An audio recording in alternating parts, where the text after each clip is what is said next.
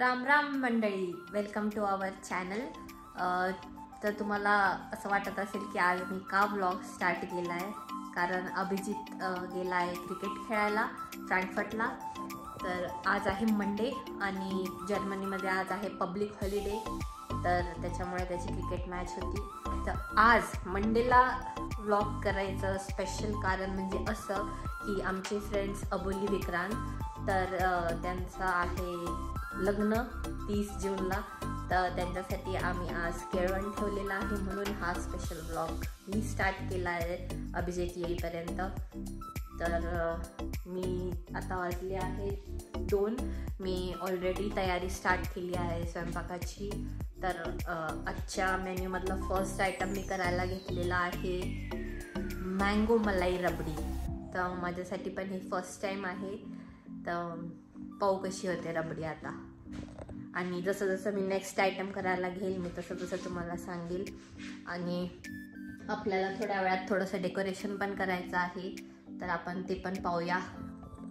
तर चला करू कंटिन्यू ब्लॉग। तर हे मी 1.5 लिटर दूध घेतलं आहे, होपफुली सगळ्यांना पुरेल 1.5 लिटर। आम्ही टोटल 7 जण आहोत, आमचे फ्रेंड्स पण येणार आहे आणि माझा धीर पण आलेला आहे, तो इकडेच आहे। आम्ही असे मिळून 7 जण आहे, त्यासाठी मी 1.5 लिटर दूध घेतलं आहे। होपफुली ही पुरेल, माझा पण फर्स्ट टाइम आहे त्याच्यामुळे मला एवढा अंदाज नाही। गाईज आता आपण सेकंड आयटम बनवायला घेतला आहे, तर सेकंड आयटम आहे मलाई कोफ्ता। तुम्ही म्हणाल काय दोन्ही मलाई मलाई, तर मी डेझर्टमध्ये मलाई रबडी बनवली आहे, मँगो मलाई रबडी। आणि मेन कोर्सच्या भाजीमध्ये स्पायसी मलाई कोफ्ता बनवला आहे।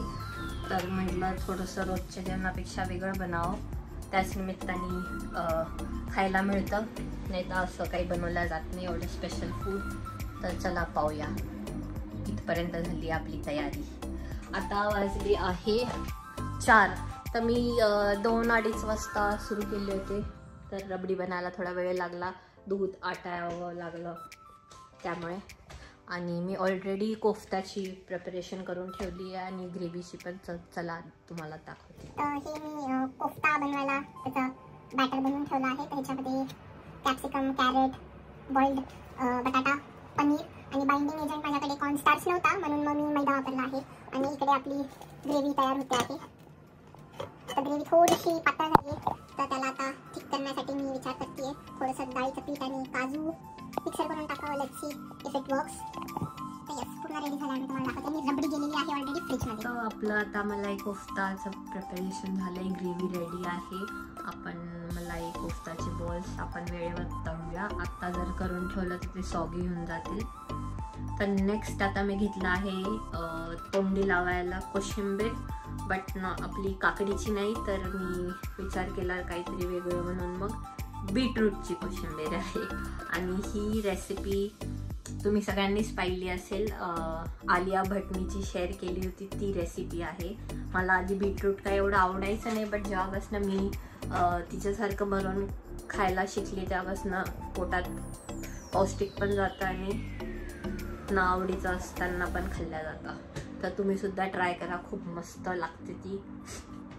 तर चला बघूया कुठपर्यंत आलं आहे आता। मी बीटरूट किसून घेतलेला आहे आणि आता मी त्याच्यामध्ये दही ॲड करते। एकदा हे मिक्स झालं की मी त्याला तुपात मोहरी, परत हिंग, कढीपत्ता आणि हिरवी मिरचीचा तडका देईल त्याला। सगळ्यात बेस्ट। सगळं आवडतं का सगळ्यांना हा मेन्यू? सगळ्यांना आवडतो का? आपल्याला तर आवडतोच, बट हेच सगळं चाललं आहे केळवण्यासाठी, तर त्यांना पण मेन्यू आवडला पाहिजे। थोडासा पॉज, थोडंसं बसूया, रिलॅक्स करू, चहा पिऊ आणि मग नेक्स्ट कामाला लागू। आता बाकी आहे पोळ्या आणि व्हेज पुलाव आणि बघू वेळेवर काही तळायचं असेल तर पापड वगैरे तळूया। तर असा आहे आजचा मेन्यू। कसा वाटला तुम्हाला नक्की सांगा। आपले घरचे सारखेच लोक आहे, त्याच्यामुळे एवढं काही टेन्शनचं नाही। एक पद्धत असते केळवण, ती आपण मस्त प्रकारे करणार आहे। तर आता थोडं रेस्ट करून थोडंसं डेकोरेशनचं बघूया काय काय करता येईल आपल्याला। शॉर्ट बट स्वीट, इथे काही खूप सामान असं डेकोरेशन अवेलेबल नाही आहे, बट जितकं काही आपण इंडियावरून आणलं आहे आपल्याकडे आहे ऑलरेडी तिथे घेतलेलं, त्याच्यात आपण करूया। तर हे काही गोष्टी अवेलेबल आहे माझ्याकडे जे मी ह्यावेळेस इंडियावरून आणले होते। हे असं शुभ लाभचं आहे, एक तोरणसारखं आहे, हे पानं आहेत आणि हे एक आहे। हे आमच्या फ्रेंड्सकडनं आम्ही आणलं डेकोरेशनसाठी, तर यूज करूया आपण याला। बघू कसं होतंय डेकोरेशन. तर आता आपला रेस्ट झालेला आहे. आपण नेक्स्ट आयटम बनवायला घेतला आहे व्हेज पुलाव. इथे हिरव्या मिरची, कांदा, थोड्याशा भाज्या, कॅरेट, कॉलीफ्लावर, वटाणा, मका, थोडे खडे मसाले आणि कढीपत्ता. हे इकडे फ्रोझन व्हेजिटेबल्स असं पॅकेटच मिळतं डायरेक्ट, त्याच्यात मिक्स व्हेज असतात, तर सोपं काम होऊन जातं थोडंसं. चला आता देऊया फोडणी राईसला. आणि आपली कणिक पण मळून झालेली आहे, मग त्याला फोडणी देऊन आपण करूया पोळ्या. पोरं आलेली आहे, संध्याकाळची 7 वाजली. आता आपण त्याचं चांगलं स्वागत करू. चला. संध्याकाळचे 7 वाजलेले आहेत आणि आत्ताशी तुम्ही आलेले आहे.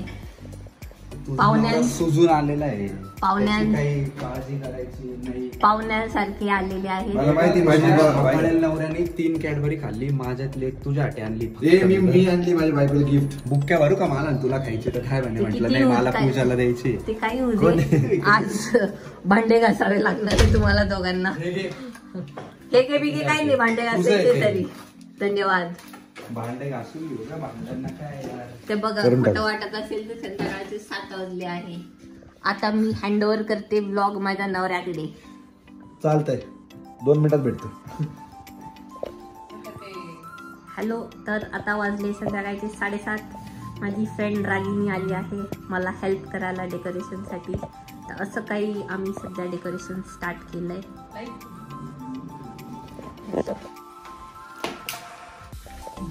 कसं दिसतंय नक्की सांगा कमेंट करून.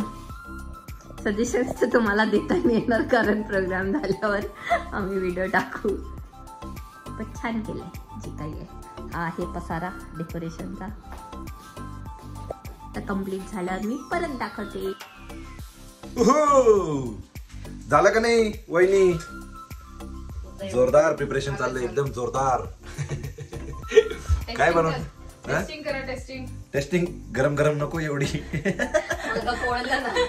डायरेक्ट भाजलं हो. मग काय मेन्यू आहे आजचं? मग आपला ठरलंय का नाही? सरप्राईज आहे मेन्यू का तू ऑलरेडी सांगितलंय? ते त्यांना माहिती, मी व्लॉग अर्धा याच्यातनं कंटिन्यू केला ना, त्याच्यामुळे थोडस घरगुती मॅटर आहे, काही विषय नाही, समजून घ्या.